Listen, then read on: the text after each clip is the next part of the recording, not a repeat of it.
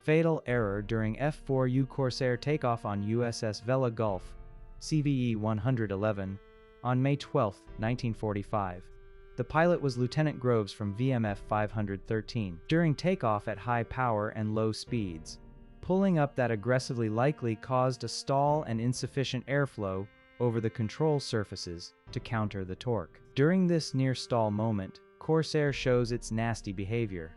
To counter the stall, the pilot would instinctively jam the throttle forward in a desperate attempt to grab raw horsepower to claw his way out of trouble.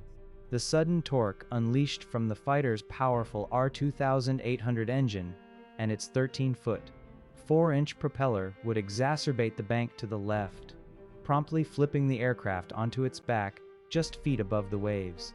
That was a deadly predicament that not even the most skillful flyer could escape from.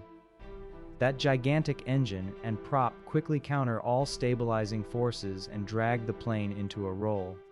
Had the pilot held the nose steady and reduced the angle of airflow over the wings, they would have had more control authority and the prop wouldn't lead the aircraft into a roll. Some people associate these things with low speed, and it's true that the slower you go, the higher the AOA is over the wing. However, if you are going fast and yank the stick back, you can still reach that critical point at which a wing stalls and causes the plane to snap. This incident happened on May 12, 1945. The pilot was 26 years old, Second Lieutenant Edward Clifford Groves.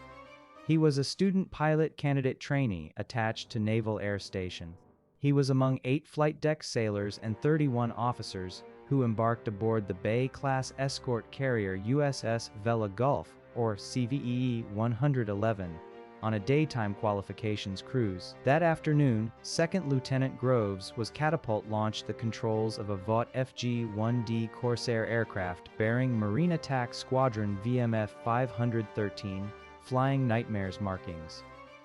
All in rapid succession, Groves' aircraft climbed rapidly at full power, became inverted at a 100 feet altitude, stalled, and plunged into the ocean directly in front of the carrier at known and recorded coordinates. A dive marker was immediately placed in the area, and a search was launched without delay, finding only small bits of wreckage.